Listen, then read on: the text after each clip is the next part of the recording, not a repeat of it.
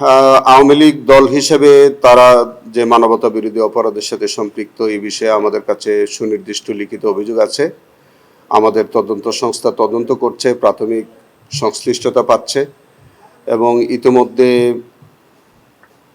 আমাদের এই মানে আওয়ামী লীগ সংগঠন হিসাবে তার প্রতিষ্ঠা লগ্ন থেকে মানে আপনার 5ই আগস্টের আগ পর্যন্ত যত মানবতা বিরোধী অপরাধ আছে তার যদি কোনো সংশ্লিষ্টতা থাকে তাহলে সেগুলো আসবে, ইনভেস্টিগেশনে সব কিছুই আসবে। সংগঠন হিসাবে ব্যক্তির যেমন দায় আছে, সংগঠন হিসাবে দায় আছে।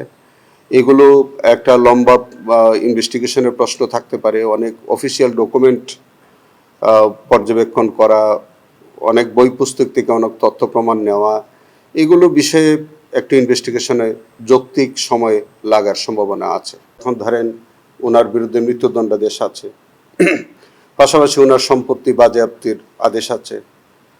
যদি দেখা যায় যে সরকার মনে করে যে তার সম্পদ এখন এগুলো অ্যাটাচ করবে, তাদের হেফাজতে নিবে, সরকার এই সম্পত্তি নিয়ে নিতে পারে এখন, কারণ এগুলো তো সরকারের অনুকূলেই বাজেয়াপ্তে আছে।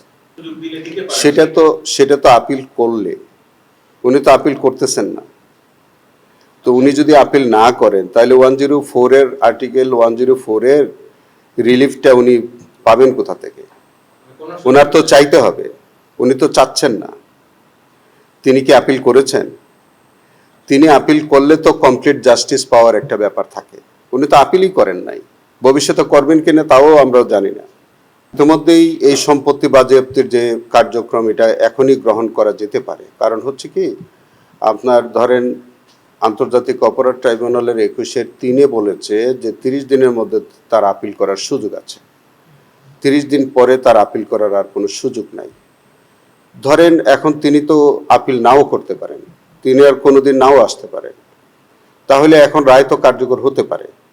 যেটুকুন ধরেন একটা সাবস্টিটিউট সেন্টেন্স আছে যে মৃত্যুদণ্ডাদেশ কার্যকর, সেটা তো আপনি আসামি ছাড়া পারবেন না। আর অন্য যে বিষয়টা আছে, অন্য পার্টটা, যেমন ধরেন সম্পত্তি বাজেয়াপ্তির যে আদেশটা আছে, সেগুলো তো কার্যকর করাই যায়।